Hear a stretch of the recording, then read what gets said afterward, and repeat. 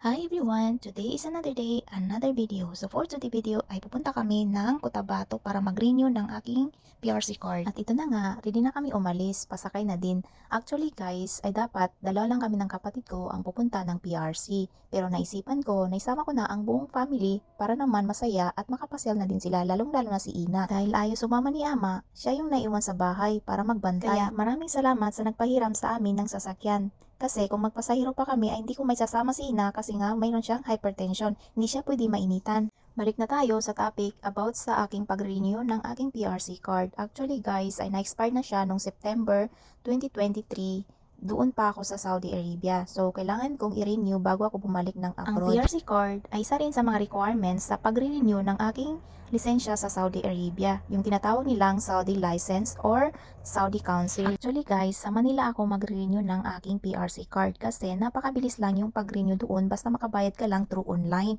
Basta OFW ka at may papakita mo ang iyong ticket. Pero dahil nga umuwi ako ng Mindanao, sabi ng kapatid ko ay sa Coronadal City na lang daw ako mag-renew ng aking PRC card.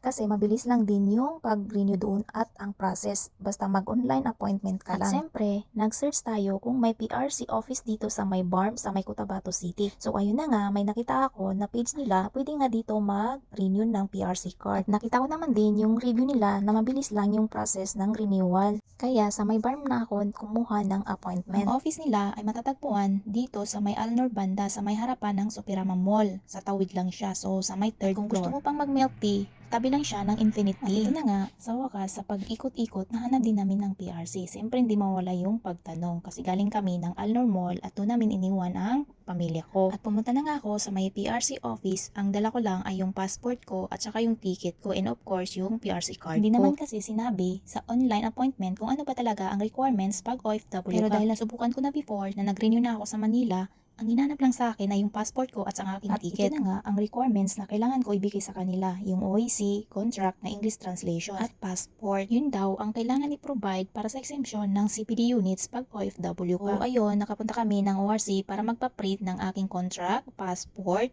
and OAC. Buti na lang, before ako pumunta ay kumuha na ako 2 weeks ago ng aking OAC. At ayun na nga, nabigay ko na ang aking requirements. So, nung nabigay ko, sabi sa akin ay babalikan ko na lang yung card ko. Magme-message sila through email or via phone kung kailan ko makukuha ang aking PRC card. Akala ko naman ay makukuha ko na agad kasi gano'n naman talaga sa Manila. By one day, pwede nang ma-release yung PRC card, lalo na pag OFW ka. Pero wala tayong magawa kundi maghintay kung kailan natin makukuha kasi bawat lugar ay magkakaiba ng rules and regulations. Sa lugar nyo ba mga kabaro, ganun din ba kailangan yung balikan yung renewed PRC card nyo? Dahil ginutom ang mga person sa kakahintay sa akin ay ito na nga, i-treat ko na lang sila sa may Jollibee at hinintay na namin yung aming order.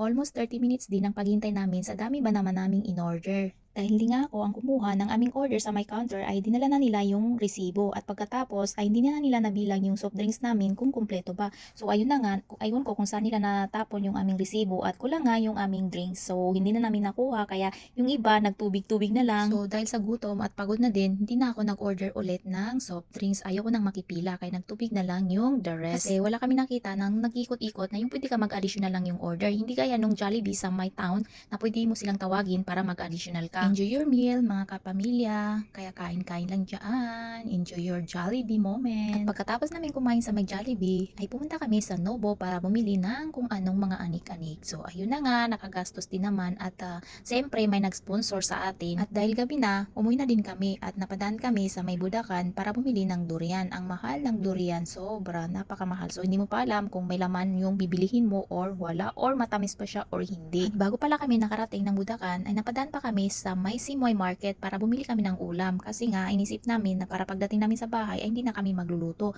So hindi ko na nakuha ng video kasi nga gabi na at madilim na din at nagmamadali rin kami kasi masyad ng gabi. Almost 7 PM na po siya. Dahil nga malaki ang mata ko pagdating sa durian. So parang gusto kong bilihin yung malaki pero iniisip ko na baka gaya din ng binili ko dati na malaki siya pero konti lang yung laman niya at hindi pa matamis.